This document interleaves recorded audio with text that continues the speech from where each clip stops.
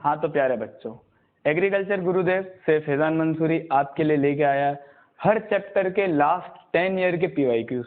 मतलब पिछले 10 सालों में जितने भी एक चैप्टर से हमारे जो सवाल पेपर में आए हैं वो सब आज हम डिस्कस करेंगे।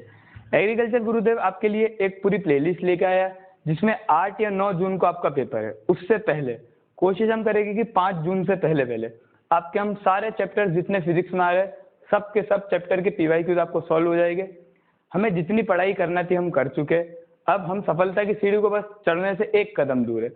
हमें क्या करना है कि सारे पीवाईक्यूज पूरी वीडियो अच्छे से देखना, एक एक सवाल को पॉज करके पहले खुद से ट्राई करना है, जब ना बने तो वीडियो चालू कर देखना। कोशिश करो कि पहले खुद से सवाल बना लो, ठीक है, उसके बाद वीडियो चालू करो, देखो कि हमने सही करा है नहीं करा। हमारा मेन उद्देश्य आंसर सही करना नहीं है, मेन उद्देश्य ये है कि हम सवाल पढ़कर हमारी जो स्टेप, हम जो प्रॉपर स्टेप ले रहे हैं वो सही है या नहीं, क्योंकि एग्जाम में यही सवाल नहीं आएंगे लेकिन 95% इससे मिलते जुलते सवाल आएंगे। सेम सवाल उठ के आ जाए ये भी पॉसिबल है, लेकिन हो सकता है कि वही फॉर्मूले से बस डिजिट चेंज करके हमारा आंसर आ जाए। तो हम बिना किसी टाइम वेस्ट के साथ हमारा सवाल शुरू करते हैं, ठीक है। आज हम करेंगे ग्रेविटेशन के बारे में। ग्रेविटेशन यानी गुरुत्वाकर्षण। आपने इसे चैप्टर पढ़ लिया है। गुरुत्वाकर्षण न्यूटन ने बताया था, न्यूटन के नियम लगते हैं, दो पिंड के बीच में लगता है, दो वस्तुओं के बीच में लगता है, जिसका द्रव्यमान हो, हर कोई वस्तु जिनका द्रव्यमान हो उनके बीच में गुरुत्वाकर्षण बल लगता है। हमें एक चीज पता होना चाहिए, बेसिक चीजें जो हमें पता होना चाहिए क्या, कि ग्रेविटेशन फोर्स को हम किससे रिप्रेजेंट करते हैं, G m1 m2/r²। यानी क्या कि अगर एक मास है m1 का, दूसरा मास है m2 का, इनके बीच में केंद्र से लगने वाला बल। एक बात बच्चों ध्यान रखना कि ये जो गुरुत्वाकर्षण बल है ये सेंट्रीपिटल फोर्स है। क्या, ग्रेविटेशन फोर्स जो है वो एक सेंट्रीफ्यूगल फोर्स है, यानी ये किसी भी बॉडी के मास के सेंटर से लगता है, समझे। जैसे कि ये हमने एक डब्बी उठाई, ठीक है, अब सर अगर आपने यहाँ रखा और दूसरा ऑब्जेक्ट यहाँ रखा तो यहाँ से भी बल लग सकता है, यहाँ से भी लग सकता है, लेकिन नहीं, इस ऑब्जेक्ट का सेंटर कहाँ आएगा, इसके बिल्कुल अंदर सेंटर में, इसके अंदर सेंटर में। हमें उस सेंटर से दूसरे ऑब्जेक्ट की सेंटर तक की रेडियस को देखना और वहां से फोर्स को निकालना है, ठीक है। तो आगे बढ़ते हैं। ये m1 है, ये m2, इनके बीच में लगने वाला डिस्टेंस कितनी r, तो इनके बीच में ग्रेविटेशन फोर्स कितना हो जाएगा, G, जो कि एक ग्रेविटेशनल यूनिवर्सल कांस्टेंट है। दुनिया में चंदा मामा पे, मार्स, मर्क्यूरी, विनस, कहीं भी जाओ, हमेशा जहां तक आप जा सकते हो G की वैल्यू हमेशा सेम रहती है। यूनिवर्सल कांस्टेंट का मतलब ही ये होता है कि उसकी वैल्यू हमेशा सेम रहेगी, G m1 m2/r²। ये वैसे बेसिक चीजें हमें पता होना चाहिए, हमारे सवाल आसानी से बनेंगे। लास्ट 10 ईयर के पीवाईक्यूज हम सॉल्व करेंगे, जितने भी पीवाईक्यूज इस चैप्टर से पिछले 10 सालों में पूछेगा, ठीक है। अब हम स्टार्ट करते हैं। वीडियो पॉज करना, अच्छे से सवाल पढ़ना, खुद से ट्राई करने की कोशिश करना, ना बने तो वीडियो चालू करके देखना, बन जाए तो भी वीडियो चालू करके देखना है कि हमने सही बनाया है नहीं, ठीक है। चलो हम आगे बढ़ते हैं। पहला सवाल अच्छा सवाल है, आसान सवाल है। देख, सवाल पढ़कर तुझे लग रहा होगा गुरुत्वाकर्षण का सवाल है। पढ़ते हैं हम सवाल। क्या बोला कि the mass of a man is 72 kg at earth surface. यानी ये हमारी धरती माता है, ये क्या हमारी धरती माता, इसके सरफेस पर एक इंसान खड़ा है, इसका मास कितना दे रखा, 72 kg। गौर से पढ़ना, उसमें क्या बोला, the mass of a man, mass बोला, मास यानी द्रव्यमान, is 72 kg at earth surface, the value of G at the moon surface is 1/6। ये हमारा चंदा मामा है, ठीक है। अगर यहाँ पर G की वैल्यू G है तो यहाँ पर कितनी है, G/6, यहाँ पर कितनी, 1/6 गुना कम है, ठीक है। The mass of the man eight the moon will be, उसने पूछा है कि इस इंसान का द्रव्यमान अगर ये उठ के चंदा मामा पर चले जाए तो कितना होगा, ठीक है।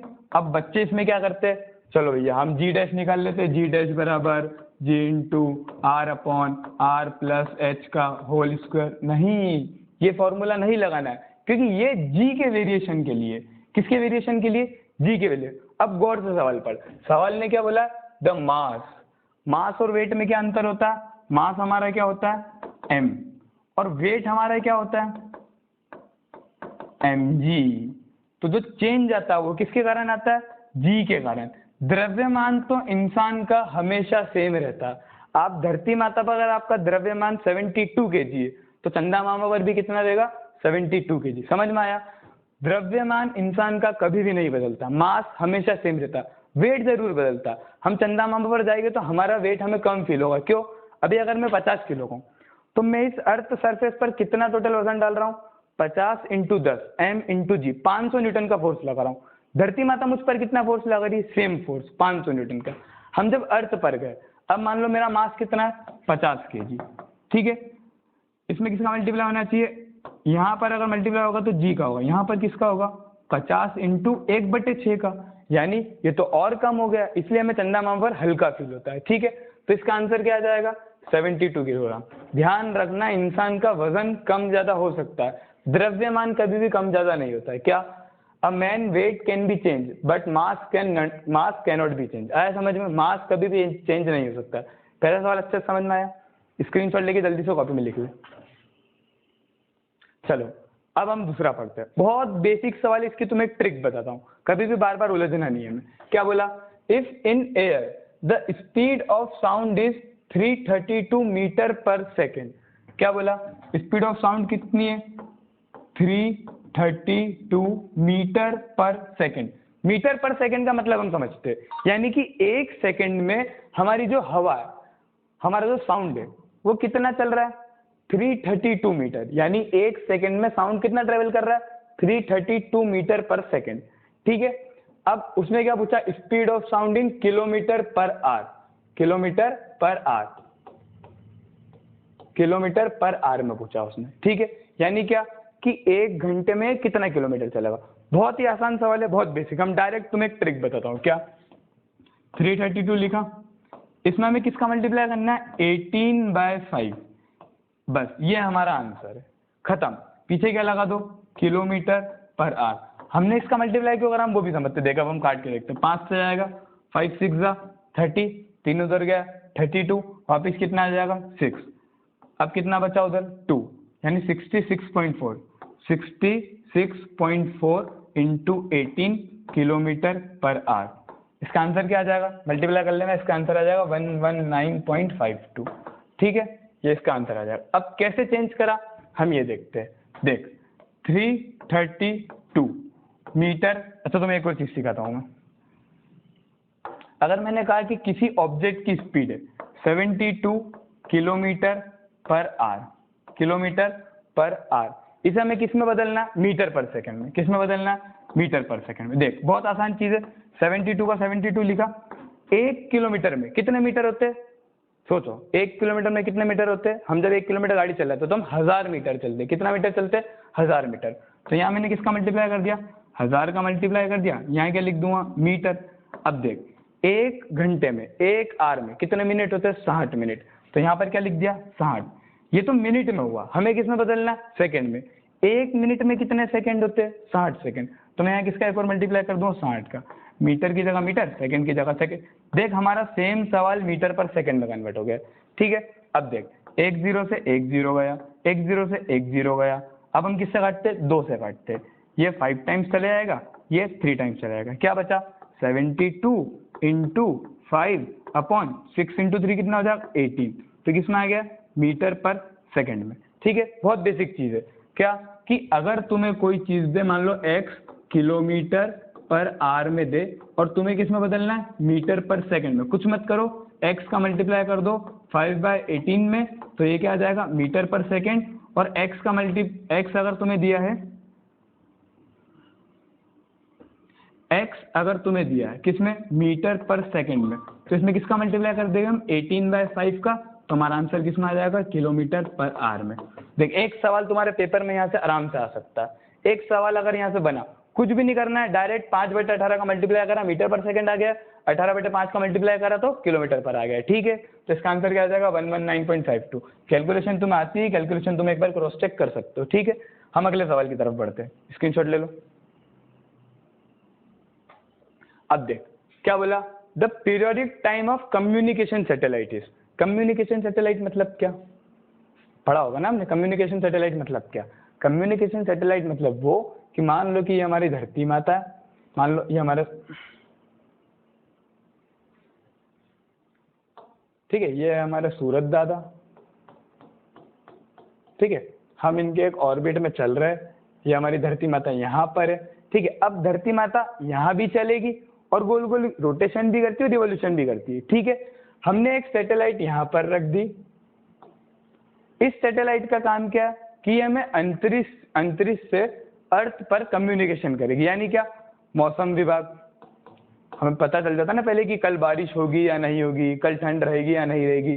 तो मौसम विभाग की जितनी भी रहती है ये सारी हमें क्या करती है, ये अर्थ के साथ साथ रिवॉल्व करती है, अर्थ के साथ साथ घूमती है। ठीक है, अर्थ अगर 10 मीटर पर सेकंड से घूम रहा है तो ये भी 10 मीटर पर सेकंड से घूमेगी। ठीक है, अब मुझे एक बात बताओ कि अगर तुम 5 मीटर पर सेकंड से दौड़ रहे हो और तुम्हारे साथ वाला इंसान भी 5 मीटर पर सेकंड से दौड़ रहा है, यानी एक सेकंड में तुम 5 मीटर चले, अगले सेकंड में तुम्हारा दोस्त भी 5 मीटर चला, एक सेकंड बाद तुम दोनों वापस साथ में आ गए। यानी क्या, आप दुनिया में अगर कोई देख रहा तो उसके लिए तो आप चल रहे हो, लेकिन आप दोस्त की नजर से देखो तो आप नहीं चल रहे हो। यानी क्या, आप उसके साथ स्टेबल मोशन में हो, आप with respect to another man rest पर हो। समझे, आप थर्ड पर्सन के लिए ट्रेवल कर रहे हो, लेकिन with respect to the man sitting next to you, आप उसके साथ किस में हो, रेस्ट में हो। ठीक है, तो ये जो कम्युनिकेशन सैटेलाइट होती है ये अर्थ के साथ साथ घूमती है। यानी अगर अर्थ अगर यहाँ है तो ये भी यहाँ है, फिर अगर अर्थ का ये पॉइंट घूम के यहाँ पर आ गया तो सैटेलाइट भी कहाँ आ जाएगी, यहाँ पर। यानी ये सैटेलाइट अर्थ के साथ साथ घूमती है। तो इससे हमें क्या पता चलता है, the periodic time of communication satellite. अब अर्थ हमारा पूरा एक रोटेशन कितने टाइम में कंप्लीट करता है, 24 आवर्स में। कितना टाइम में कंप्लीट करता है, 24 आवर्स में। तो सैटेलाइट भी हमारा टाइम पीरियड कितने में कंप्लीट करेगी, 24 आवर में। कितने में, 24 आवर में। ठीक है, तो 24 घंटे इसका आंसर आ जाएगा। समझ में आया? क्या समझना है कि अर्थ के साथ साथ घूमती है, अर्थ से आगे पीछे नहीं। मान लो कि ग्वालियर के ऊपर ये सैटेलाइट है, तो जब पूरा राउंड कंप्लीट कर कर आ जाएगी तो भी कहाँ रहेगी, ग्वालियर के ऊपर ही रहेगी। समझ गए? चलो आगे बढ़ते हैं। अब हम स्क्रीनशॉट ले लो। अब देखो, phenomena described bye Newton first law. Newton के 3 नियम थे, हम सभी को पता है सर। न्यूटन का पहला नियम क्या था कि अगर कोई ऑब्जेक्ट रेस्ट पर है तो वो रेस्ट पर रहेगा, अगर कोई ऑब्जेक्ट मोशन में है तो वो मोशन में रहेगा, until and unless an external force is applied to it।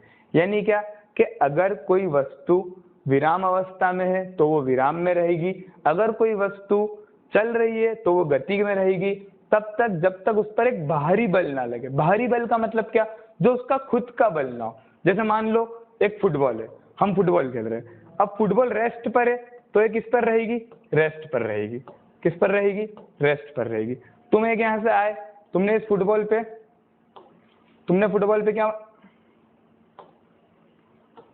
Football पर लात मारी, फुटबॉल पर लात मारी तो तुमने फुटबॉल पर क्या लगाया, फोर्स लगाया। तुमने उस पर फोर्स लगाया, फुटबॉल का कुछ ना कुछ द्रव्यमान था, उसे कुछ ना कुछ त्वरण मिला और फुटबॉल उड़ के यहाँ पर आ गई। ठीक है, जब तक तुमने उस पर कोई बल नहीं लगाया था, फुटबॉल रखी हुई थी, फिर तुमने उस पर एक बल लगाया। अब आप कह रहे हो सर कि जब तक उस पर एक बाहरी बल नहीं लगेगा तब तक वो रुकेगी नहीं, लेकिन सर ये तो रुक गई, रुकी ना। इस पर बाहरी बल किसने लगाया, हवा ने लगाया। हवा भी अपना एक बल लेकर चलती है। हवा ने जब इस पर, हवा का भी बल भारी हुआ क्योंकि वो फुटबॉल का बल नहीं है, फुटबॉल के बल से वो नहीं रुकी। जब हवा ने उस पर बल लगाया तो आगे जाकर फुटबॉल रुक गई। ठीक है, यानी क्या, न्यूटन ने तो कहा था कि अगर कोई ऑब्जेक्ट रेस्ट में है तो वो रेस्ट में रहेगा, अगर कोई ऑब्जेक्ट मोशन में है तो वो मोशन में रहेगा, तब तक जब तक उस पर एक बाहर का बल ना लगे। ठीक है, unless and until an external force is applied to it. ठीक है, तो ये हमारे किसके बारे में बताया, ये हमारे वर्क के बारे में बताता है? नहीं। क्या ये एनर्जी के बारे में बता रहा है? नहीं। क्या ये मोमेंट ऑफ इनर्शिया के बारे में बता रहा है? नहीं। मोमेंट ऑफ इनर्शिया तो वो चीज होती है जो चीजों को घुमाने में काम आती है। ठीक है, अब बचा क्या, इनर्शिया, जड़त्व। जड़त्व क्या होता है, जड़त्व किसी इंसान की वो प्रॉपर्टी होती है जो बल, जब हम पर बल लग रहा तो उसे रोकने के लिए काम आती है। जैसे आप बस में चल रहे हो, बस चल रही है 10 मीटर पर सेकंड से, आप बस की सीट पर बैठे हो, बस की सीट भी 10 मीटर पर सेकंड से चल रही है, आप भी 10 मीटर पर सेकंड से चल रहे हो, पूरी बस 10 मीटर पर सेकंड से चल रही है। अब देखो, जब बस वाले ने ब्रेक लगाया तो बस को तो पता है कि बस रुकेगी, लेकिन क्या आपको पता है? नहीं पता। हमें एक झटका लगता है और फिर हम रुक जाते। झटका लगने के बाद जिस कारण हम रुके वो होता है इनर्शिया। ठीक है, the property to resist a force is called inertia. तो उसने किसके बारे में बात करी थी, फोर्स के बारे में बात करी थी। किसके बारे में बात करी थी, जड़त्व के बारे में बात करी थी। तो न्यूटन का पहला नियम हमें क्या सिखाता है, जड़त्व सिखाता है। क्या सिखाता है, जड़त्व। अब देखो, तुम्हें एक बहुत अच्छा सवाल बताता हूँ मैं। क्या दूसरा नियम, पहला नियम तो हमें जड़त्व सिखाता है, दूसरा नियम क्या सिखाता है? न्यूटन का। न्यूटन का दूसरा नियम हमें क्या सिखाता है? सबको पता है F बराबर m है। अगर सवाल आ गया कि न्यूटन का दूसरा नियम क्या था और उसमें ऑप्शन आया F बराबर m है, हम बड़े खुश होते और टिक लगा देते, नहीं ये सवाल गलत है, F बराबर m है न्यूटन ने नहीं कहा था, न्यूटन ने F बराबर m है नहीं कहा था, न्यूटन ने कहा था F बराबर dp बाई dt। क्या? The rate of change of momentum is called force, उसने तो ये कहा था। अब हमने कुछ जुगाड़ लगाया और हम F बराबर m लिया है, कैसे लगाया वो देखते। लेकिन याद रखना कि न्यूटन का दूसरा नियम क्या था? F बराबर dp बाई dt। 100% तुम्हें ये भी ऑप्शन में मिलेगा और ये भी ऑप्शन में मिलेगा। हाँ, बल्कि पहला ऑप्शन ही वो रखते हैं F बराबर m, ताकि बच्चे ने F बराबर m देखा, टिक लगा दिया, नहीं गलत हो जाएगा, ठीक है। F बराबर dp बाई dt होता। आप कैसे चेक करते हैं हम? F बराबर dp बाय dt, ठीक है। P क्या होता है हमारा? मोमेंटम होता है m इंटू वी। F बराबर d बाय dt और P की जगह हमने क्या रख दिया? m डॉट वी रख दिया, ठीक है। अब हमें पता है, थोड़ी बहुत मैथ्स तो हमें आती है, ठीक है, कि अगर दो वेरिएबल मल्टीप्लीकेशन में हो, ठीक है, और उनका डिफरेंशिएशन करना, तो कैसे करते?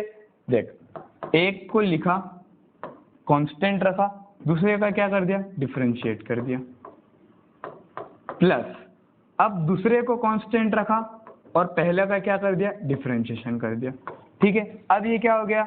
m dv by dt plus v dm by dt, ठीक है। अब देख यहां से क्या आ जाएगा? m dv बाई dt क्या? वेलोसिटी का डिफरेंशिएशन करने पर हमें क्या मिलता है? सोचो, वेलोसिटी का डिफरेंशिएशन करने पर हमें क्या मिलता है? एक्सेलरेशन मिलता है। क्या मिलता है? त्वरण मिलता है। तो यहाँ से क्या आ जाएगा? ma plus v dm by dt। हमें पता है, मैंने लिखा है कि x स्क्वायर प्लस 3। अब अगर मुझे इसका डिफरेंशिएशन करना है तो इसका डिफरेंशिएशन क्या हो जाएगा? 2x प्लस 3 का क्या हो जाएगा? 0। यानी किसी भी कांस्टेंट का डिफरेंशिएशन क्या होता है? 0। कांस्टेंट का डिफरेंशिएशन क्या होता है? 0। देख मास, सर आपने पहले ही सवाल में बताया था कि द्रव्यमान कभी भी नहीं बदलता, द्रव्यमान कभी भी नहीं बदलता, ठीक है। अब ये द्रव्यमान लिखा हुआ है, द्रव्यमान कभी भी चेंज नहीं होगा, तो v की जगह तो v आया, dm बाई dt कितना हो जाएगा? 0। तो ये पूरी टर्म क्या हो जाएगी? 0। यहाँ से हमें क्या पता चल जाता है कि f बराबर क्या होता है? ma होता है। f बराबर क्या होता है? ma होता है, ठीक है। तो याद रखना न्यूटन का द्वितीय नियम क्या था? f बराबर ma, नहीं f बराबर dp बाई dt, ठीक है। अब हम आगे बढ़ते हैं। Which of the following may be zero for a moving object? क्या कि किसी गतिमान कण के लिए निम्न में से कौन शून्य हो सकता है? अगर मैं कहूं कि मैं गति कर रहा हूं, मैं रुका हुआ नहीं, मैं गति कर रहा हूं, तो क्या 0 हो सकता है? ठीक है। अब देखो, अगर एक ऑब्जेक्ट गतिमान कर रहा है, ठीक है, डिस्प्लेसमेंट, डिस्टेंस, स्पीड या नन ऑफ दिस, हमें चेक करना है कि चारों में से क्या शून्य नहीं हो सकता।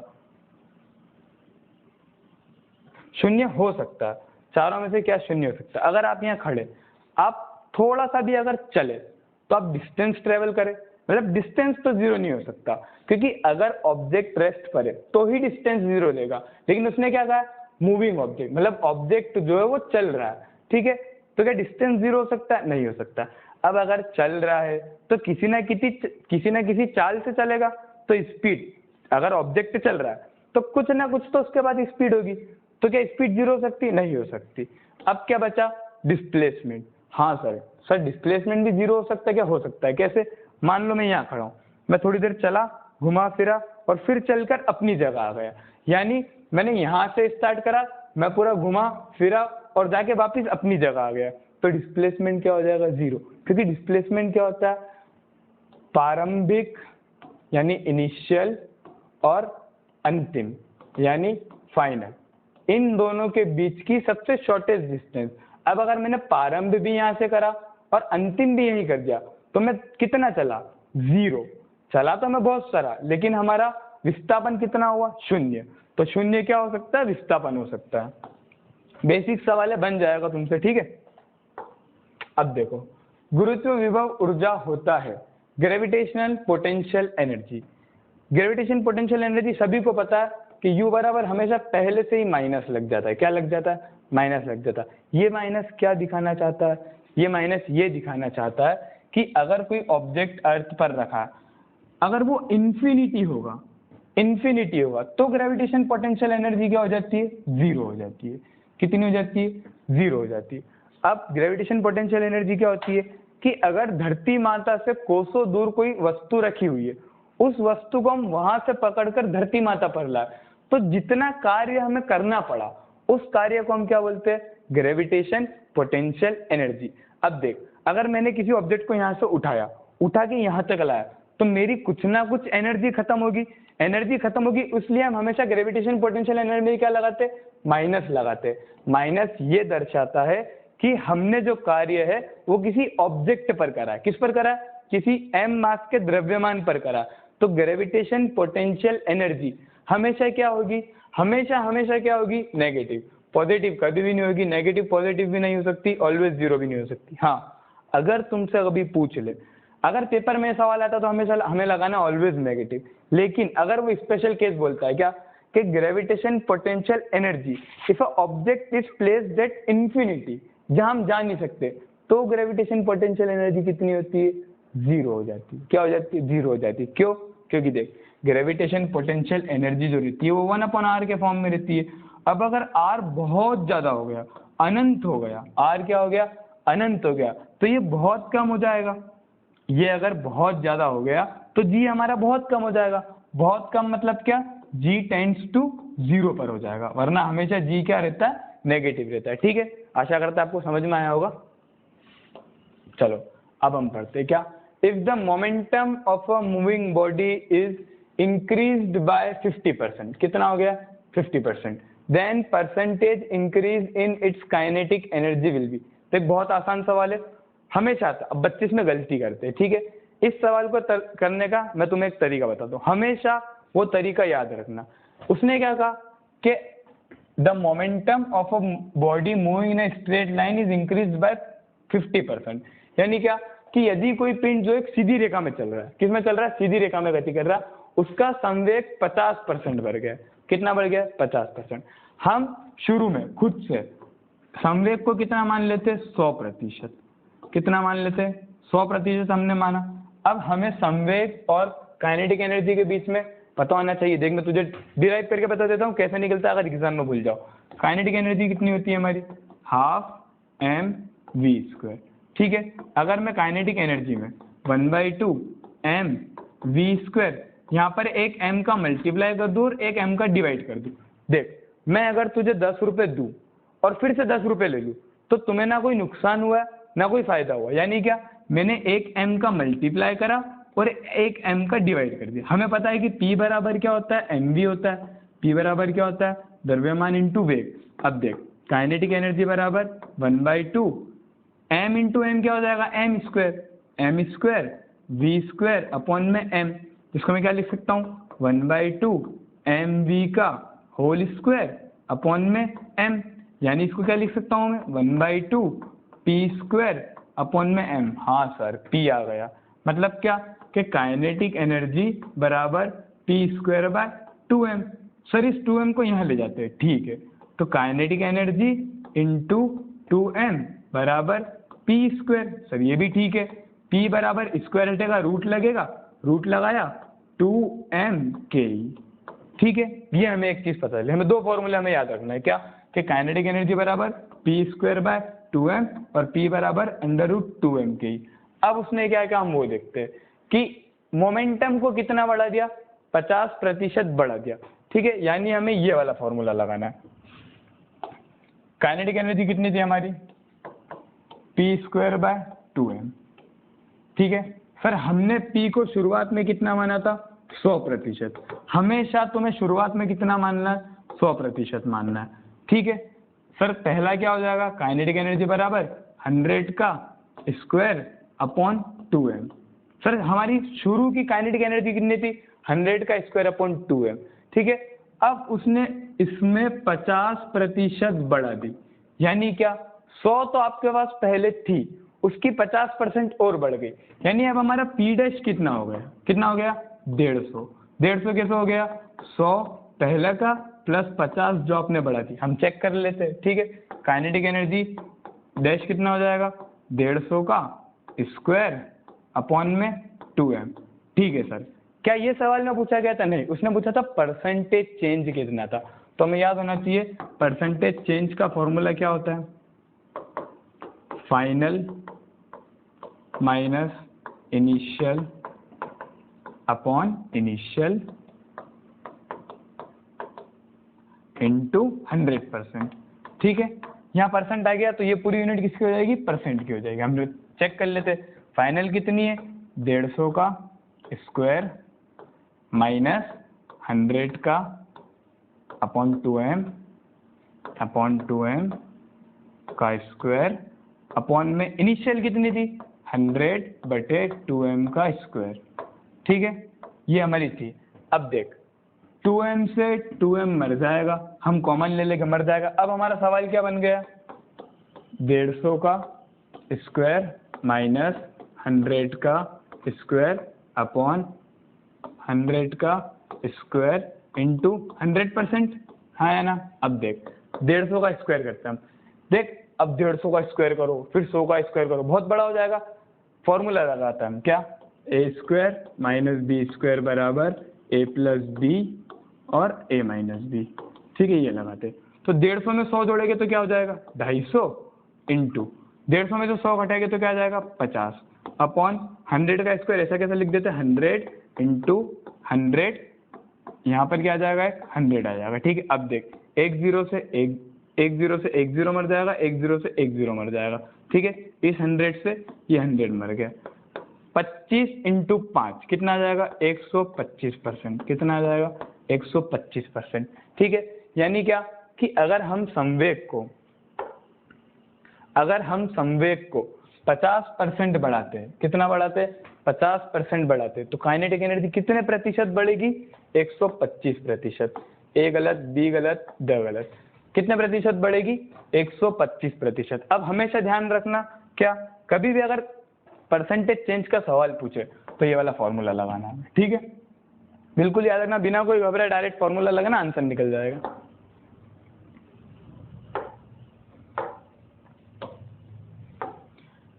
रॉकेट के सिद्धांत पर कार्य करता है, the rocket works on the principle of. अब देख रॉकेट साइंस ये एक ऐसा चीज है जहां पर conservation of energy, conservation of mass, conservation of momentum क्या क्या लगता है, ठीक है। अब देख रॉकेट केस में क्या होता है कि जब वस्तु, जैसे रॉकेट ऊपर चलते रहता है तो वो अपने नीचे एक बहुत लार्ज अमाउंट ऑफ गैस निकलता है, उस गैस के कारण उसका क्या होता है मास कम होता है, उसके पास वेलोसिटी भी है, उसके पास मास भी है, मास इंटू वेलोसिटी मोमेंटम होता है। कंजर्वेशन ऑफ एनर्जी नहीं, कंजर्वेशन ऑफ एनर्जी पे काम नहीं करता, ठीक है। क्या कंजर्वेशन ऑफ मास पर काम करता नहीं, क्योंकि अगर कंजर्वेशन ऑफ मास पर काम करता तो mass can neither be created nor be destroyed, mass कभी चेंज नहीं होता। लेकिन रॉकेट में क्या होता है कि जब रॉकेट बहुत स्पीड से ऊपर उड़ता है तो नीचे एक लार्ज अमाउंट ऑफ धुआं छोड़ता है, उस धुएं में मास होता है, उस धुएं में क्या रहता है मास रहता है। तो कंजर्वेशन ऑफ मास पर करता नहीं करता, किस पर करता है कंजर्वेशन ऑफ मोमेंटम। इसीलिए जब F बराबर m dv/dt plus v dm/dt लगता है तो एकमात्र केस है रॉकेट साइंस वाला, याद रखना है। क्या रॉकेट साइंस, रॉकेट के बारे में जब बात करें तो F बराबर m dv/dt लगता है प्लस v dm/dt लगता है, ठीक है। तो यहाँ से ma भी आ जाता है और यहाँ से dm/dt जब हम मास करेंगे तो इसका डिफरेंशिएशन कर देना, m बराबर इक्वेशन के फॉर्म में मिलेगा तो मैं उत्तर निकल जाएगा, ठीक है। तो रॉकेट किस पर काम करता है, कंजर्वेशन ऑफ मोमेंटम पर काम करता है, ठीक है। याद रखना इस बात को, डायरेक्ट सवाल बहुत बार पूछा गया, हर टेस्ट में पूछा गया, नीट में पूछा गया, पीएटी में पूछा गया, जितने तरीके की कॉम्पिटिटिव एग्जाम होती है बेसिक साइंस की उन सब में सवाल पूछा गया है, ठीक है। चलो, यदि किसी बंदर का पृथ्वी की सतह से पलाय वेग 11.2 किलोमीटर प्रति सेकंड है तो क्या पूछा, तब किसी हाथी के लिए, बहुत ही आसान सवाल है, हमें पता है कि पलायन वेग का फॉर्मूला क्या होता है √2gm/r, ठीक है। अब ये जो m है, ये m क्या है, ये मास ऑफ अर्थ है, मास ऑफ अर्थ। अगर हम धरती माता की बात करें सर, इस फॉर्मूले में वस्तु का द्रव्यमान कहीं से कहीं तक नहीं आ रहा, इस फॉर्मूले में वस्तु का द्रव्यमान कहीं से कहीं तक नहीं आ रहा। मतलब क्या, सर पलायन वेग तो वस्तु के द्रव्यमान पर निर्भर नहीं करता है। क्या? अगर मैं किसी 1 केजी के इंसान यानी किसी बंदर को लूँ, उस बंदर का मान लो 20 केजी वजन है, उसको अगर मुझे फेंकना होगा तो 11 किलोमीटर प्रति सेकंड से ही फेंकना होगा। 11 किलोमीटर प्रति सेकंड से कम से अगर फेंका तो बंदर धरती माता की सतह से बाहर नहीं होगा। अब चाहे वो बंदर हो, हाथी हो, 1 ग्राम वाला इंसान हो या 1000 ग्राम वाला इंसान हो, समझे? मास पर निर्भर नहीं करता। उसने क्या बोला? Then the escape velocity for the elephant is, अगर बंदर के लिए 11.2 किलोमीटर पर सेकेंड है तो एलिफेंट के लिए कितनी होगी? सेम होगी। पलायन वेग हर वस्तु के लिए, इस दुनिया में जितने भी वस्तु है उन सब के लिए सेम रहता है। ठीक है, तो इसका आंसर क्या आ जाएगा? 11.2 किलोमीटर प्रति सेकेंड से। ध्यान रखना, पलायन वेग कभी किसी ऑब्जेक्ट के लिए चेंज नहीं होता है। 1 dyne force is equals to how much newton? बहुत ही आसान सवाल है। जब तुम्हारी शादी हो, ठीक है, तो तुम तुम्हारी बीवी को बोलना कि तुम मुझे 1 न्यूटन के बराबर लगती हो। क्या बोलोगे? 1 न्यूटन के बराबर लगती हो। बीवी भी खुश कि चलो वाह यार, आदमी हमें अच्छा बोल रहा है। हमें पता होना चाहिए क्या? 1 न्यूटन बराबर 10 की पावर 5 डाइन। कितना? 10 की पावर 5 डाइन। 1, 10, 100, 1000, 10,000, 10,000 चुड़ैल के बराबर। चुड़ैल नहीं होता ये। डाइन फोर्स की यूनिट होती है किसमें? CGS unit. डाइन क्या होता है?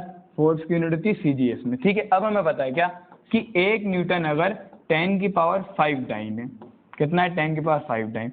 तो 1 न्यूटन बराबर, अगर यहाँ में 1 डाइन लिख दूँ, ठीक है, यहाँ मैं लिख दूँ 10 की पावर 5। अब मैं सिर्फ 1 डाइन का मल्टीप्लाई कर रहा हूँ। 1 डाइन से मल्टीप्लाई करने से कोई फर्क नहीं पड़ा।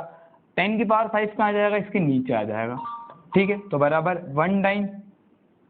अब हमें पता है क्या कि 1/10⁵ न्यूटन बराबर 1 डाइन।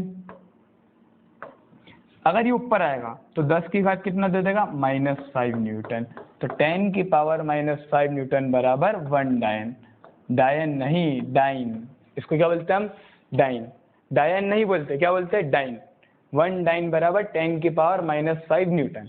ठीक है, तो हमारा आंसर क्या जाएगा? 10 की पावर -5। अब ध्यान रखना, बच्चे कंफ्यूज क्या होते हैं कि वो ये भूल जाते हैं कि 1 न्यूटन 10 की पावर 5 डाइन होता है या 1 डाइन 10 की पावर 5 न्यूटन होता है। नहीं, न्यूटन बड़ा होता है, डाइन छोटा होता है। ठीक है, याद करने का तरीका क्या? न्यूटन में कितने शब्द होते हैं? 6, तो न्यूटन बड़ा। डाइन में कितने होते हैं? 4, तो डाइन 4 छोटा। ठीक है, इस चीज को याद रखना। आंसर आ गया हमारा। अब हम आगे बढ़ते हैं। At which depth the effective value of acceleration due to gravity will be g/4? उसने पूछा कि अगर हम धरती माता की सतह से कितना नीचे जाए, कि अगर धरती माता की सतह पर g की वैल्यू g है तो यहाँ पर कितनी हो जाएगी? g/4। बहुत आसान सवाल है, फॉर्मूला बेस्ड सवाल है, बिल्कुल फॉर्मूला बेस्ड सवाल है। क्या? देख, g' बराबर g इंटू 1 - d/r। एक ही तो फॉर्मूला है हमारे पास डेप्थ का, कि जब डेप्थ में जाए तो कितना हो जाएगा। ठीक है, उसने हमसे क्या पूछा है? d पूछा है। g' की वैल्यू उसने हमें कितनी दी है? g/4। g' क्या है? Change in variation in acceleration due to gravity, कि g किस तरीके से बदलेगा। तो g' की वैल्यू क्या हो जाएगी? g/4। हम रख के चेक कर लेते। g/4 अब बराबर g 1 - d/r। ठीक है सर, g से g मर जाएगा, क्या बचा? 1/4 बराबर 1 - d/r। ये d/r किसका है? माइनस का। इसको मैं उठा के इधर ले आऊंगा, किसका हो जाएगा? प्लस का हो जाएगा। तो d/r बराबर 1 - 1/4। ठीक है, इसको उठा के यहाँ ले आओ, तो d/r बराबर कितना हो जाएगा? 1 - 1/4। एलसीएम ले लेते। d/r बराबर, एलसीएम में ये इधर चले जाएगा, 4 - 1/4। d/r कितना आ गया हमारा? 3/4। कितना आ गया? 3/4। उसने हमसे किसकी वैल्यू पूछी? d की वैल्यू पूछी, तो r को इधर ले जाओ, तो d बराबर 3r/4। ठीक है, d बराबर 3r/4। बहुत ही सही। d बराबर कौन सा ऑप्शन हो गया? ये गलत, ये गलत, ये गलत, तो ए ऑप्शन। d बराबर 3r/4। देख लो इसको एक बार अच्छे से, स्क्रीनशॉट ले लो। अच्छा, ये जो सवाल है, मान के चलो कि पेपर में यहाँ से तो सवाल आता ही है, मैक्सिमम टाइम वो सवाल यहाँ से पूछता है, डी के फॉर्म में पूछता है कि एच के फॉर्म में पूछता है।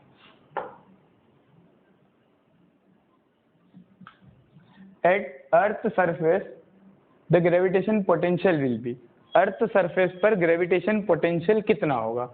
अब देख, जो अर्थ का सरफेस है हम क्या ग्रेविटेशन पोटेंशियल एनर्जी को क्या देखते हैं कि हम किसी दूर से ऑब्जेक्ट को अर्थ के सरफेस पर लाने में कितना काम कर रहे हैं। अब अगर ऑब्जेक्ट अर्थ सरफेस पर ही रखा है तो क्या हमें कुछ काम करना पड़ेगा? नहीं करना पड़ेगा, ठीक है, क्योंकि वो कहाँ रखा हुआ है? सरफेस पर ही रखा हुआ है। तो अर्थ सरफेस पर ग्रेविटेशन पोटेंशियल एनर्जी कितनी हो जाएगी? 0। कितनी हो जाएगी? 0। बहुत बेसिक सवाल है, याद रखना है, ठीक है। If the mass and radius of earth reduce by 1%। अच्छा, अब एक चीज बताता हूँ, अगर 5% से कम की बात करें तो हम जुगाड़ लगाएंगे। 5% से कम की बात करें तो जुगाड़, 5% से ज्यादा की बात करें तो जो काइनेटिक एनर्जी में हमने फॉर्मूला लगाया था ना, final minus initial upon initial, वो करना पड़ेगा। लेकिन 5% से अगर कम की बात करें तो हम डायरेक्ट क्या लगाएंगे? फॉर्मूला लगाएंगे, ठीक है। अब देख क्या बोला उसने, G बराबर हमें पता है क्या होता है? Gm/r²। G बराबर क्या होता है? Gm/r², ठीक है। चलो, if the mass and radius of earth, उसने क्या बोला? मास को भी हम कितना गिरा दे? 1%, और रेडियस को भी कितना गिरा दे? 1%, ठीक है। अब देखिए, याद रखना कि G is directly proportional to m, और दूसरा है क्या? G is inversely proportional to 1/r²। दो चीजें हमारे पास है। पहले हम बात करते हैं मास की। If mass of earth is reduce by 1%, देखना अगर मास को 1% गिरा दो तो यहां से हमें क्या मिला कि G भी कितने परसेंट गिर जाएगा? 1%। ये तब लगाना है जब 5% से कम की बात करें, ठीक है। अब देखो उसने क्या बोला कि जो रेडियस है, रेडियस को भी हम कितना गिरा दे? 1%। कितना गिरा दे? 1। अब देख, वैसे तो 1 का स्क्वायर कितना होता है? 1 ही होता है, लेकिन यहाँ पर स्क्वायर चल रहा है, हो सकता है 2% की भी बात करें, यानी अगर स्क्वायर चल रहा है 1% की बात करें तो उससे दुगना टाइम गिरेगा। तो यहाँ से तो G की वैल्यू कितनी हो गई? 1% कम हो गई। यहाँ से R अगर 1% कम हुआ तो G कितने परसेंट बढ़ा? 2% बढ़ा। देखिए इनवर्सली प्रोपोर्शनल है, अगर ये घटेगा तो ये बढ़ेगा। तो एक सवाल से क्या पता चला कि G 1% कम हो गया, और दूसरे से क्या पता चला कि G 2% बढ़ गया, ठीक है। यानी आपके पास 100 रुपए थे, आपसे किसी ने 1 रुपया ले लिया तो अब आपके पास कितने बचे? 99 रुपीज। फिर आपको किसी ने 2 रुपए दे दिए तो आपके पास कितना आ गया? 101 रुपए। यानी क्या, अभी भी आपके पास कितने का फायदा हुआ? 1 रुपए का। अब देख, मान लेते कि G कितना था? 100% था, ठीक है। यहाँ से G कितना गिरा? 1%, तो कितना बचा? 99%। फिर G कितना परसेंट बढ़ गया? 2%, तो कितना हो गया? 101%। कितने परसेंट का चेंज आया? 1% का। तो क्या रिड्यूस्ड बाय 1%? नहीं, G तो बड़ा है, तो ये गलत हो गया। 1% बढ़ जाएगा, बिल्कुल बढ़ जाएगा, तो हमारा सही आंसर क्या हो जाएगा? बी ऑप्शन, इंक्रीज्ड बाय 1%, ठीक है। चलो, the unit for universal gravitational constant, बहुत आसान है, हमें पूरी फिजिक्स में एक भी यूनिट याद नहीं करना। क्या बोल रहा हूं मैं? एक भी यूनिट याद नहीं करना, रटना नहीं है, हमें समझना है। हमें पता है क्या? F बराबर Gm इंटू एम अपॉन में r²। F की यूनिट क्या होती है? न्यूटन, तो F की जगह क्या रख दिया? न्यूटन। G की निकालना है, m की क्या होती है? kg, तो यहाँ पर किसका मल्टीप्लाई कर दूंगा मैं? kg का। यहाँ पर भी किसका मल्टीप्लाई कर दूंगा मैं? kg का, अपॉन में r²। रेडियस यानी हम किस में नापते? ऐसा यूनिट में मीटर में नापते, तो मीटर का स्क्वायर। अब देख, G की यूनिट निकालना है ना, G को यहाँ रखो, ये न्यूटन था, न्यूटन यहीं रहेगा, मीटर स्क्वायर इसके ऊपर चले जाएगा, तो Nm² यानी न्यूटन मीटर स्क्वायर। अब kg इंटू kg क्या दे देगा तुम्हें? kg का स्क्वायर दे देगा। ये उठ के कहाँ आ जाएगा? नीचे आ जाएगा, तो यहाँ क्या आ जाएगा? kg का स्क्वायर। अब लिखने का तरीका क्या है? देख, G बराबर न्यूटन साथ में ही है, तो न्यूटन, मीटर स्क्वायर साथ में, तो मीटर स्क्वायर अपॉन में kg²। या फिर वो तुम्हें एग्जाम में ऐसा भी दे सकता है, G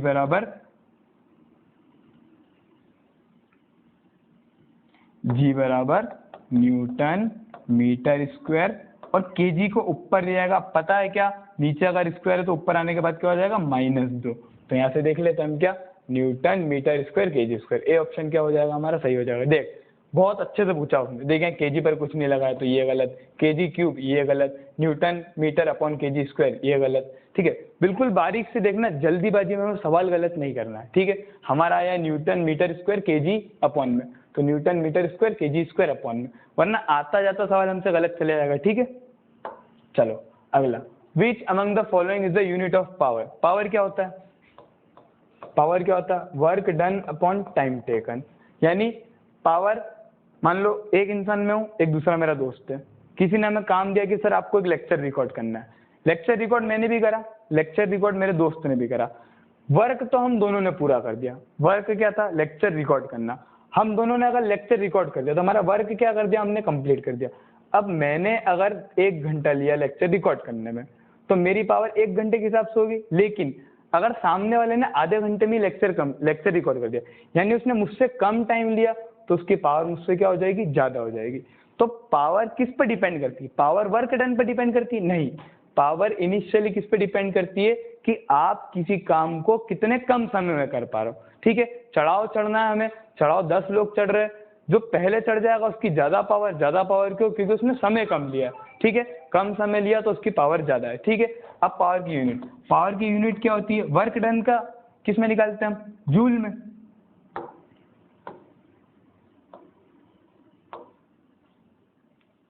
पावर की यूनिट निकालते हैं, वर्क डन किस में आता है? जूल में, और टाइम टेकन अपॉन किस में आता है हमारा? सेकंड में, जूल पर सेकंड। आंसर हमारा जूल पर सेकंड हो जाएगा। लेकिन सर यहाँ तो जूल पर सेकंड है ही नहीं, यहाँ तो एम्पियर है, ओम है, वोल्ट है, वॉट है।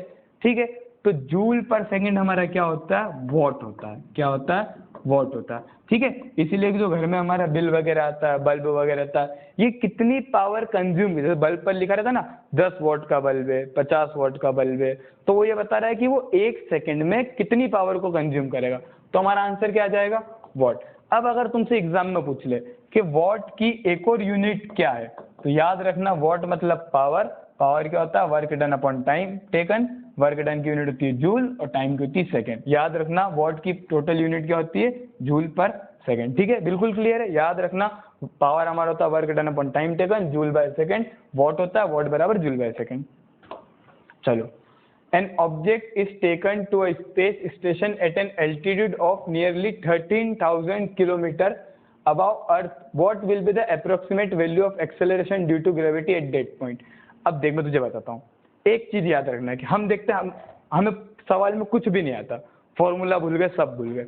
एक चीज दिमाग में याद रखना है क्या, कि अगर अर्थ सरफेस से हम लोग नीचे आए तो भी जी क्या होता है? कम होता है।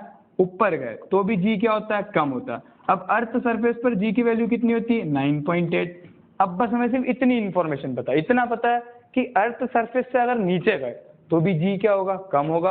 अर्थ सरफेस से अगर ऊपर गए तो भी जी क्या होगा? कम होगा। अर्थ सरफेस पर जी कितना होता है? 9.8। ठीक है, क्या जीरो हो सकता है? नहीं हो सकता, कम होगा। लेकिन ऐसा कभी भी नहीं होगा कि आपको गुरुत्वाकर्षण बल लग ही नहीं रहा, आप हवा में उड़ रहे हो, पॉसिबल नहीं है। तो जीरो तो हो नहीं सकता। 9.8 इसलिए नहीं हो सकता क्योंकि कम होगा। अब क्या बचा हमारे? दो ऑप्शन। ठीक है, 1.1 और 4.9 मीटर पर सेकंड। अब हम यहाँ से ट्राई करते हैं सॉल्व करने का। अच्छा, अगर कुछ नहीं है तो दो ऑप्शन तो हमारे लिए कट चुके हैं। ठीक है, अब देख जी डैश क्या होता है? जी डैश बराबर G into R upon R plus H का होल स्क्वायर। ठीक है, ये हमारा फॉर्मूला होता है। उसने हमसे पूछा है कि जी डैश की वैल्यू कितनी होगी अगर हम कितनी ऊपर चली जाए? 13,000 किलोमीटर चले जाए। ठीक है, यहाँ पर एक चीज की कमी है, वो तुम्हें अर्थ की रेडियस हमेशा देगा। कितनी देगा? 6400 किलोमीटर। कितनी देगा? 6400 किलोमीटर। ठीक है, 6400 किलोमीटर अर्थ की रेडियस। याद करने की जरूरत नहीं है, पर हमें पता होना चाहिए। बाकी हमेशा सवाल में तुम्हें अर्थ की त्रिज्या मिलेगी, हमेशा।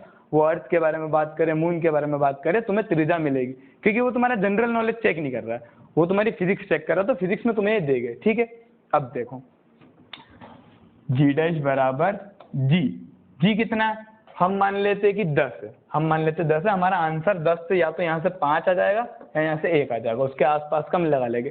कैलकुलेशन टफ नहीं करना, 9.8 की जगह हम 10 रखते हैं। तो जी की वैल्यू कितनी है? 10 अपॉन आर कितना है? 6400 अपॉन आर कितना है? 6400 प्लस 13,000 है 64,000। ठीक है,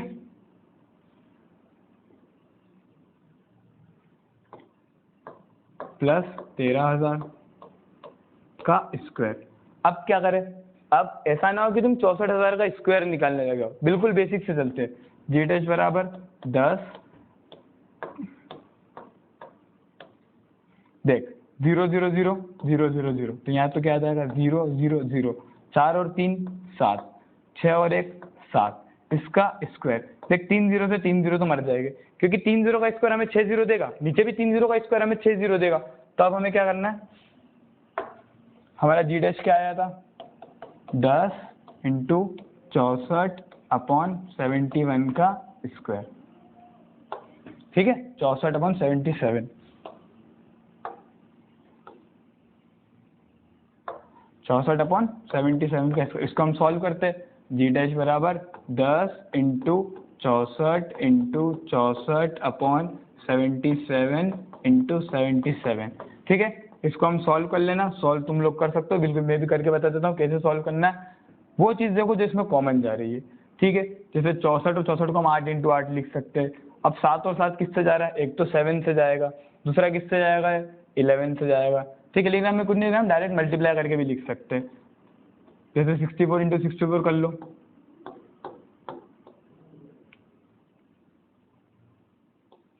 ये 256 हो गया। 6 इंटू 4 24, 4 2 इधर गया, 36 38, क्या अंदर आ जाएगा 6904, 4096 यहाँ से आ गया, इंटू 10/77, 77 को इससे डायरेक्ट अपन यहीं से कर देते।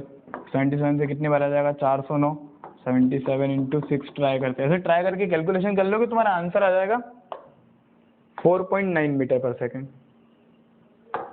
आंसर कितना आएगा, 4.9। कैलकुलेशन तुम लोग कर सकते हो। अभी हमें टाइम वेस्ट मेन कैलकुलेशन पर नहीं करना है, हमें समझना है कि हम किस तरीके से थ्योरी को आगे ले जा सकते हैं, हमारे कॉन्सेप्ट कितने अच्छे बिल्ड कर सकते हैं, ठीक है। मेन देखो, बहुत रेयरली वो तुम्हें 13,000 किलोमीटर देता है, वरना वो क्या देता है कि अर्थ सरफेस से अगर हम r/2 ऊपर ले गए या r/3 यानी रेडियस के फॉर्म में देता है। रेडियस के फॉर्म में जब तो सवाल देता है तो h की जगह जैसे हमने रखा r/r प्लस r/2 का स्क्वायर, ठीक है। तो ये क्या हो जाएगा, r/3r/2 का स्क्वायर, और यहाँ से r से r मर के कैलकुलेशन आसान हो जाती है, ठीक है। बहुत अच्छा, अब अगर सारे सवाल सॉल्व करना है तो ऐसे सवाल हमें पेपर में छोड़ना है आखिरी के लिए। हो सकता है इस एक सवाल में हमें 5 मिनट लगे और अगला सवाल 10 सेकंड में बन जाए, नंबर दोनों के बराबर मिलेंगे। तो ज्यादा कैलकुलेशन वाले सवाल हमें तब उठाना है आखिरी में, जब हमारे पास बहुत ज्यादा टाइम बच जाए, कुछ टाइम बच जाए, तब ये सवाल उठाना है, ठीक है। वरना कोशिश, अगर तुम्हें लग रहा है कि बन रहा है तो डायरेक्ट बनाओ, वरना कोशिश करो कि ऐसे सवालों को आखिरी में बनाना है, ठीक है।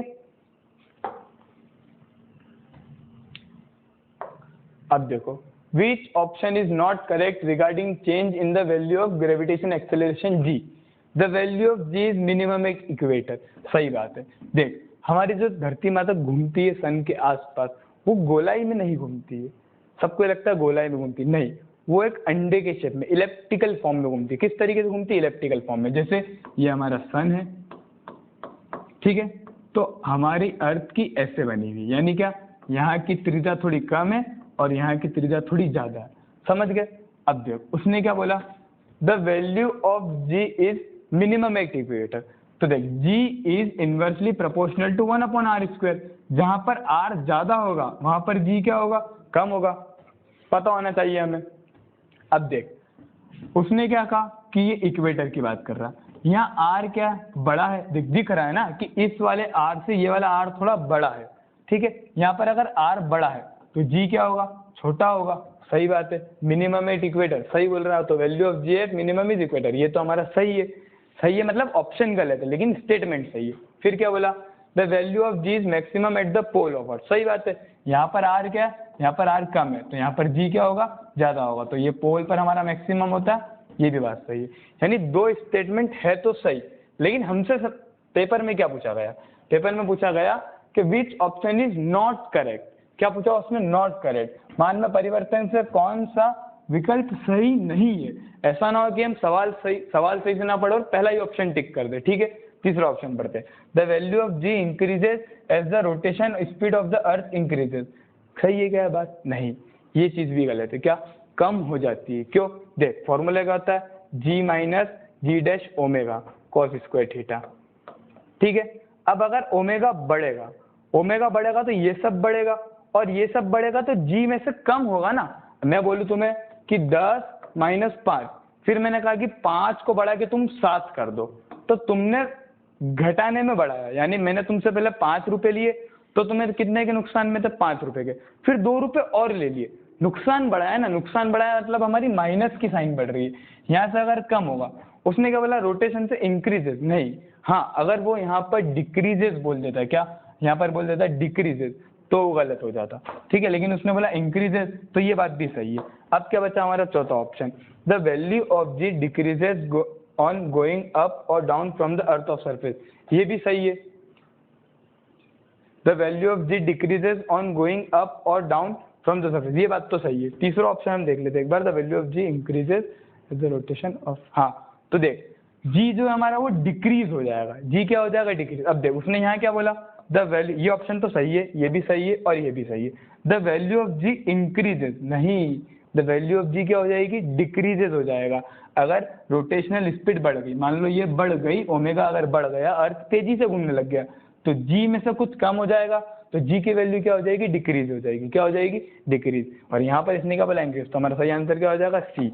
यानी हमारे ए, बी और डी सही लिखे हुए, लेकिन सवाल ने हमसे पूछा था कि which statement is not correct, तो हमारा सही आंसर क्या हो जाएगा, सी। ऐसी जगह बच्चे गलती क्या करते, पहला ऑप्शन पढ़ा उन्हें लगता है सही है और डायरेक्ट टिक कर देते। सवाल ने हमसे क्या पूछा है कि which option is not correct, तो इस बात का विशेष ध्यान रखें। अगला सवाल पढ़ते हैं, the period of revolution of a satellite does not depend on which of the following. The period of revolution of satellite does not depend on which of the following. पहली चीज पर सर्कमफेरेंस ऑफ ऑर्बिट। अब ये चीज अगर तुम सोचो कि मैं तुम्हें बोलूं कि तुम 5 लोगों को दौड़ना है, कितने लोगों को, 5, पहले को इस वाले सर्कल में दौड़ना है, दूसरे को इस वाले में, तीसरे को इस वाले में, चौथे को इस वाले में, तो मैं अक्कल लग के लग रहा है कि ये वाला तो बहुत कम समय में दौड़ जाएगा, ये वाला ज्यादा समय में दौड़ेगा, ये वाला उससे ज्यादा, ये वाला, यानी जितना बड़ा सर्कमफेरेंस, रिले रेस बचपन में सबने दौड़ी है, जो बाहर वाले पे दौड़ता था, अगर चारों को साथ में खड़ा कर दो तो आखिरी वाले के लिए तो बहुत बड़ा राउंड लगाना हो गया, ठीक है। तो the period of revolution of satellite does not depend on which of the following, तो सर्कमफेरेंस पे तो डिपेंड करता है, तो सर्कमफेरेंस आंसर हो सकता है कि नहीं हो सकता। Mass of satellite, height about earth level and orbital velocity. अच्छा, मास ऑफ सैटेलाइट पे भी डिपेंड करता है, हल्की चीज, भारी चीज, भारी इंसान को दौड़ने में ज्यादा समय लगता है, हल्के इंसान को दौड़ने में कम समय लगता है, तो क्या मास ऑफ सैटेलाइट हो सकता है, नहीं, इस पर भी डिपेंड करता है। हाइट अबाउ अर्थ लेवल, सही बात है, अगर यहाँ पर अर्थ है तो मैं अर्थ के सिर्फ आसपास गोले लगाना, ये वाली बात हो गई। अगर तुम इसको अर्थ मान लो तो यहाँ वाले को कम समय लगेगा, ज्यादा बाहर रहेगा ज्यादा समय लगेगा। ऑर्बिटल वेलोसिटी, ऑर्बिटल वेलोसिटी क्या होती है, ऑर्बिटल वेलोसिटी वो वेलोसिटी होती है जो हम किसी सैटेलाइट को देते हैं ताकि वो अर्थ के बाहर अपने ऑर्बिट में जाके फिट हो जाए। ऑर्बिटल वेलोसिटी का सिर्फ इतना ही काम है कि मैंने किसी एक सैटेलाइट को एक वेलोसिटी दी, उसके कारण वो जाकर अपने ऑर्बिट में फिट हो गया, तो क्या वो रिवॉल्यूशन पर डिपेंड करेगा, नहीं करेगा। उसका काम सिर्फ कितना है कि वो सैटेलाइट को जाकर अपने कक्ष में बैठा दे, अपने ऑर्बिट में बिठा दे, तो हमारा सही आंसर क्या हो जाएगा, ऑर्बिटल वेलोसिटी, क्योंकि orbital velocity does not depend on the revolution of satellite, ठीक है। निम्न में से कौन सा कथन सही नहीं है, which of the following statement is not, देख 3 सवाल लगातार नॉट करेक्ट के पूछे, ठीक है।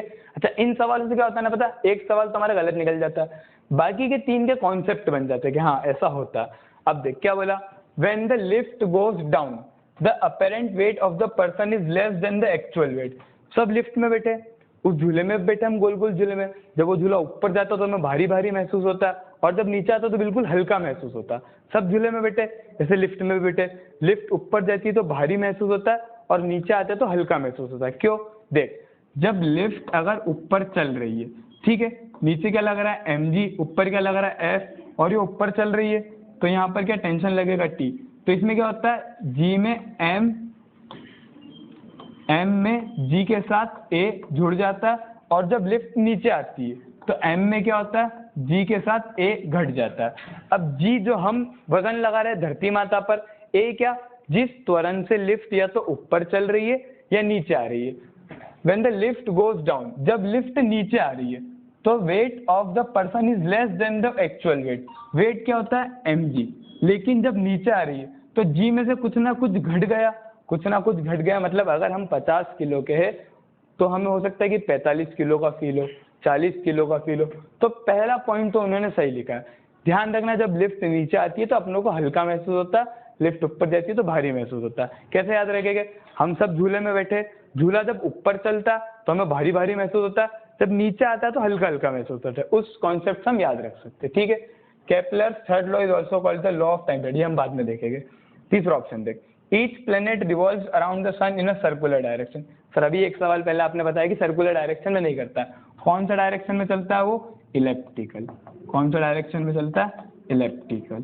ठीक है, चौथा भी देख लेते हैं हम, सही आंसर है जो कि when the lift goes up the apparent wait of the person is more than the actual wait. सही बात है, जब लिफ्ट ऊपर चलती है तो हमें भारी महसूस होता है, बिल्कुल होता है। तो ये आंसर भी हम, ये ऑप्शन भी हमारा गलत हो जाएगा। क्यों? क्योंकि उसने क्या पूछा हमसे, नॉट करेक्ट। अब तीसरा देख, Kepler's third law is also called law of time period. बिल्कुल, केपलर का तीसरा नियम क्या कहता है कि T square is directly proportional to R cube. Time के बारे में बात करता है, तो हमारा सही आंसर क्या हो जाएगा, सी। याद रखना, हर प्लेनेट सन के आसपास सर्कुलर ऑर्बिट में नहीं घूमता, क्योंकि अगर सर्कुलर ऑर्बिट में घूमता तो बहुत सारी चीजें अलग होती। किस पाथ पे घूमता है, इलेप्टिकल पाथ में घूमता है। ठीक है, चलो, the value of escape velocity is how many times the value of orbital velocity. Escape velocity क्या होती है? एस्केप वेलोसिटी वो होती है कि जिस वेलोसिटी का अगर मैं आपको उठा के दुनिया से बाहर फेंकना चाहूँ तो कितने वेलोसिटी से फेंकूं कि आप दुनिया से ही बाहर हो जाओ। तो ये कितनी होती है, 11.2 किलोमीटर। ठीक है, फिक्स होती है। अर्थ की कितनी होती है, 11.2 किलोमीटर पर सेकेंड। 11.2 किलोमीटर पर सेकेंड, यानी अगर एक ऑब्जेक्ट के पास इतनी वेलोसिटी आ जाए कि वो एक सेकंड में 11.2 किलोमीटर ट्रेवल कर ले तो वो दुनिया से बाहर हो जाएगा। ठीक है, ऑर्बिटल वेलोसिटी अभी बताई। ऑर्बिटल वेलोसिटी क्या होती है? वो वेलोसिटी होती है जो किसी भी सैटेलाइट को दुनिया से जब हम भेजते, जैसे चंद्रयान 3 गया था हमारा, ठीक है, चंद्रयान 3 चंद्रयान 2 जब गए थे तो ऐसा तो नहीं है ना कि अर्थ के बाहर गए, जहां मन पड़ा वहां घूमी घूमी कर लिया, ऐसा नहीं होता।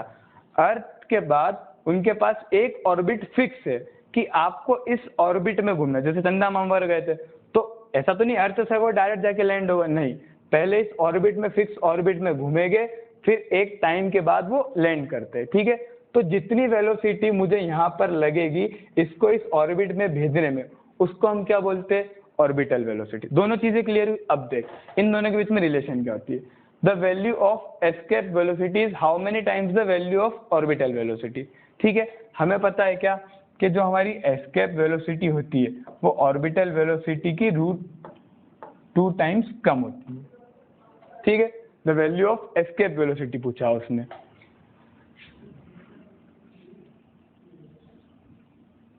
अब देख, अगर मुझे तुझे बाहर भेजना है तो मुझे सिर्फ दुनिया की सतह से बाहर भेजना है, ठीक है, लेकिन अगर मुझे ऑर्बिटल वेलोसिटी चाहिए तो मुझे सैटेलाइट को दुनिया से बाहर भेजना है और अपने ऑर्बिट में भेजना है। तो थोड़ा सा अगर दिमाग लगाया जाए तो कौन सी ज्यादा होना चाहिए, ऑर्बिटल वेलोसिटी ज्यादा होना चाहिए, हाँ या ना? ऑर्बिटल वेलोसिटी क्या होना चाहिए, ज्यादा होना चाहिए। तो हमारी ऑर्बिटल वेलोसिटी कितनी हो जाती है, v/2, यानी एस्केप वेलोसिटी लगभग ये कितनी होती है, 7.8 किलोमीटर समथिंग इसके टर्म्स में हो जाती है। ठीक है, एस्केप वेलोसिटी कितनी होती है हमारी, v0/2, उल्टा लिख दिया था, यानी क्या, एस्केप वेलोसिटी हमारी होती है 11.2 किलोमीटर, जबकि हमारी ऑर्बिटल वेलोसिटी कितनी होती है, लगभग 17.7 किलोमीटर पर सेकेंड। ठीक है, यानी ऑर्बिटल वेलोसिटी के लिए हमें 17.7 किलोमीटर पर सेकेंड के हिसाब से फेंकना। तो इस फॉर्मूले से हमारी ऑर्बिटल वेलोसिटी कितनी आ जाएगी, √2 v क्या हमारा एस्केप वेलोसिटी, तो कितने टाइम्स हो जाएगी, √2 टाइम्स बढ़ जाएगी। कितने टाइम्स बढ़ जाएगी, √2 टाइम्स बढ़ जाएगी। तो आंसर क्या आ जाएगा, √2। ठीक है, which law of Kepler is known as the areal velocity. Areal velocity हम बहुत जल्दी समझते हैं, आसानी सवाल। ये सूरज है, इस इलेप्टिकल पाथ में अर्थ चल रहा है, ठीक है, मान लो अर्थ यहाँ पर है और आज की तारीख है 5 जून। कितनी तारीख है, 5 जून। 10 जून को अर्थ यहाँ आया, थोड़ा सा चला और अर्थ क्या यहाँ है। अब देख इसने कितना एरिया कवर करा, इतना एरिया, मान ले कि ये कितना एरिया, A1, कितना एरिया, A1। ठीक है, अब देख उसके बाद 5 सितंबर को अर्थ यहाँ आया और 10 सितंबर को अर्थ यहाँ आया, तो इतना एरिया कवर करा, मान लो कितना करा, A2। तो केपलर का नियम ये कहता है कि बराबर दिन में, बराबर समय में जितना एरिया कवर होता है वो बराबर रहता है। यानी क्या कि A1 बराबर क्या रहेगा हमारा, A2 रहेगा। यानी क्या कि हर 5 दिन में डिस्टेंस तो वो कम ज्यादा करेगा, लेकिन इसके बीच का जो एरिया कहाँ से, जितना उसने डिस्टेंस ट्रेवल करा और वहां से लेके सूरज तक का अगर हम एरिया निकाले तो वो क्या आता है, सेम आता है। ठीक है, ये होता है एरियल वेलोसिटी का।